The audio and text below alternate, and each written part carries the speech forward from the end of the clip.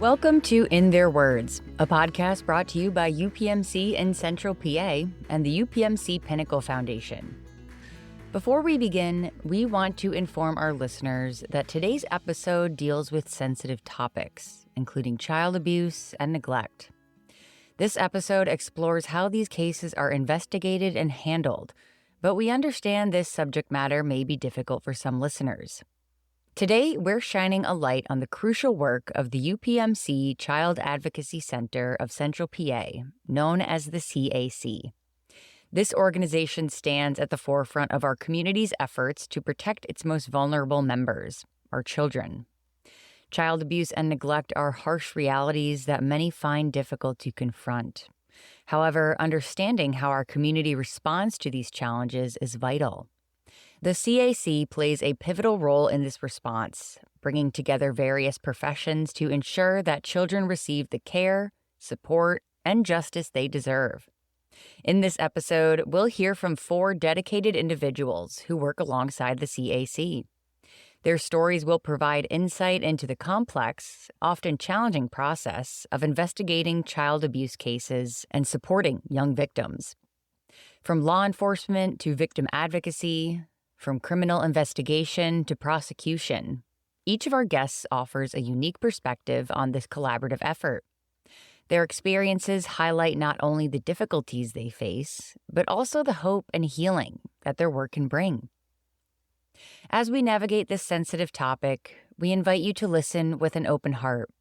The conversations you are about to hear are a testament to the resilience of survivors and the unwavering commitment of those who dedicate their lives to protecting children.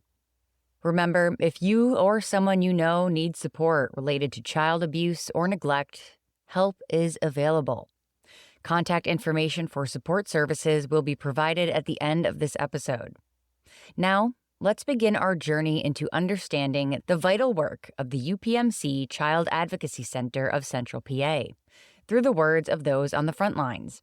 We begin with Detective Lee Tarasi from the Susquehanna Township Police Department. My name's Lee Tarasi. I've been with Susquehanna Township Police Department since 2007. When I came over into criminal investigations in about 10 years ago, 9 or 10 years ago. About a year or two into criminal investigations, I started to handle the majority of the child abuse cases, sexual assault cases, elder abuse cases, and pretty much anything having to do with assaults or juveniles.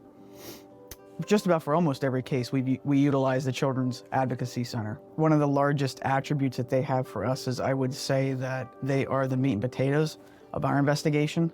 There's protocols in the county, and one of the largest protocols is to just get minimum facts from the kids or children or victims, no matter what age, so that we're not re-victimizing them.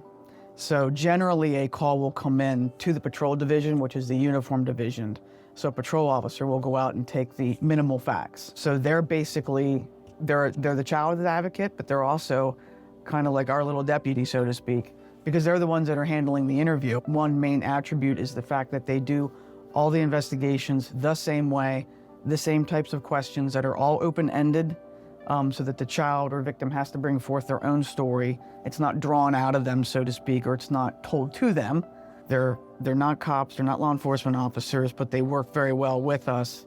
And I think from that consistency, and a lot of the departments using the same detectives for these types of crimes, they've learned a lot from us, and I can tell you, I've learned a lot from them. Even my partner now will say, where did you come up with that question? And I can honestly say, I came up with it because of listening to so many and going to so many interviews at the Children's Advocacy Center. I've coined how they interview children incorporated into my own investigations with adults and kids. And I've seen even the interviewers develop as well, because they already know what we need in order to bring forth a charge. I coin it as the one-stop shopping. Oftentimes, first off, you have the victim child who's a victim, who doesn't know how to handle maybe what has happened to them, and the outside forces and things that are going on. Then you have, parents and guardians that don't know what to say to their child. They don't want to talk about it too much. They don't want to talk about it too little. So it is literally one-stop shopping from the YWCA that's present. They're not present for the interviews. It's just us and children and youth. If there's a children and youth advocate assigned to them, caseworker assigned. but they're there to support and give services. The Children's Advocacy Center has its own mental health coordinator, but that has at least tripled since I've been there. Like, they only had one mental health advocate or coordinator, and now they have multiple, just to help that aspect of things. So not only are they helping the victims, they're helping the parent or the family. So it's a very cohesive and supportive group. So you basically come in, the child's being taken care of, and I mean, and the atmosphere is just phenomenal. They have it broken into age groups for the younger kids and older kids, so that's age appropriate. And in addition to, then there's support for whoever the family members are that are going to have to go home with the aftermath of what has happened to the child. It's never just one, it's not just me. This is a teamwork kind of thing. This is not just, oh, the detective did a great job. No, it's the CAC, it's children and youth, it's the law enforcement agencies, it's the DA's office, it's the victim advocate, it's everybody coming together as a team for the victim. It truly is. Next, we hear from Kim Sourbeer, a crime victim advocate with Dauphin County Victim Witness, who explains her role in supporting young victims at the CAC. Okay, so my name is Kim Sourbeer. I'm a crime victim advocate with Dauphin County Victim Witness out of Susquehanna Township. I've been doing this work for about 10 years now. Once a referral is made, I'm able to go down with the kids. I'm able to explain to the kids, hey, this is an all-in-one kind of a place. They're able to be seen by the doctors. They're able to be seen by the forensic interviewers. I'm able to meet with family members and make sure that they're hooked up with all of the resources that we have available to them.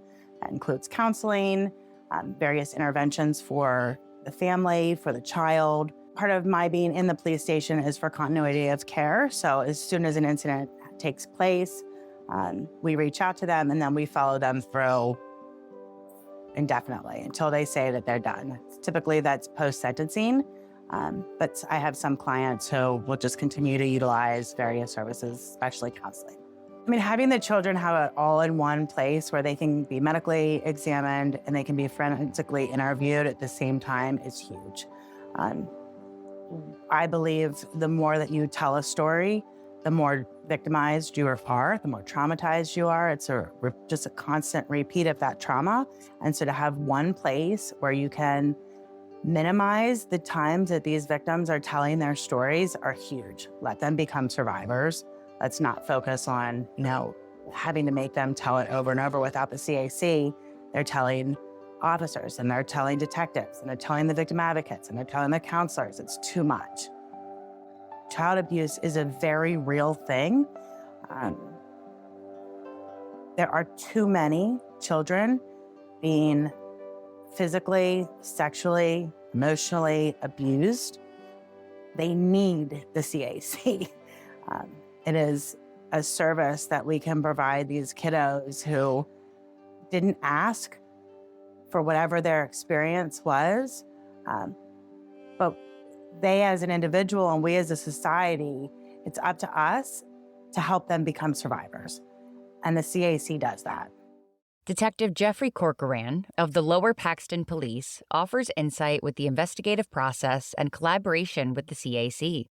My name is Jeffrey Corcoran. I'm a detective here with Lower Paxton Township Police. I've been with the department 23 years. I've been an investigator for the last 20. So my primary responsibilities are the investigation of child abuse, child-related cases. So one of the first steps that we take in initiating a child abuse investigation, once we get the information from whatever source it may come from, we connect with the Children's Advocacy Center. We send in a referral. It's either us oftentimes or children and youth caseworker who's assigned as well. We work as a team. So it's called the MDIT. So the multiple disciplinary investigative team. That includes law enforcement, children and youth services, the district attorney's office, medical staff personnel, and Children's Resource Center, as well as some other periphery investigative bodies that help us out along the way.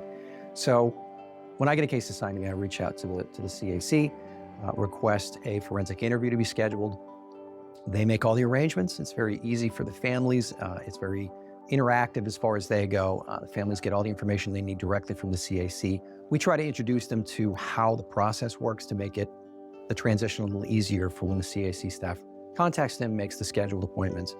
And then once the families get there, staff does a wonderful job introducing them to the facility, giving them a walkthrough and a tour, introducing them to the people who are going to be involved in the investigation, explaining everyone's various roles. They keep it very child-friendly. So obviously there's an age range from roughly about 4 years old, depending, up till 18, and then even beyond that when it comes to any kind of special needs. So the staff does a great job of keeping it comfortable and as, user-friendly as possible for the whole family. So I think it's kind of a cornerstone tool as far as I can assess it and look at it. It is an integral piece of the investigative process. It is a way for us to allow children who are victims and or witnesses to potential crimes of abuse, to feel comfortable enough to be able to speak freely, give as much detail about the situation as possible in a supportive environment. It minimizes, hopefully, the impact on the child as far as having to talk to multiple people about it. The folks who do the interviews are well-trained and well-practiced in doing those. So they have a great way to rapport build with the kids, make them feel comfortable about it. There's no pushing the kids to talk about anything. It's a very relaxed environment as far as allowing them to be able to feel comfortable enough at their own pace, their own comfort level to express what's going on and what's happened to them. The interviews are obviously recorded so that any other investigative bodies down the line who aren't physically present there to observe from an observation room. You're never in the room with the child. It's always just the interviewer and the child.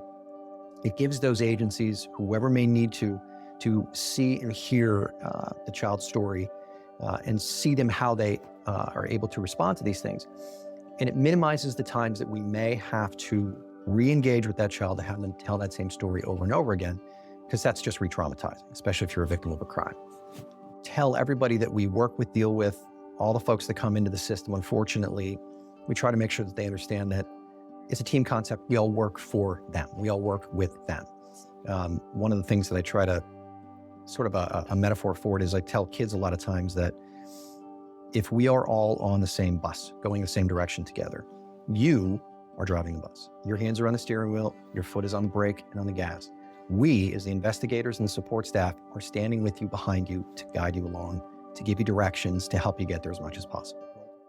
Finally, Cumberland County District Attorney Sean McCormack discusses his long-standing involvement in child abuse cases and the evolution of child advocacy efforts.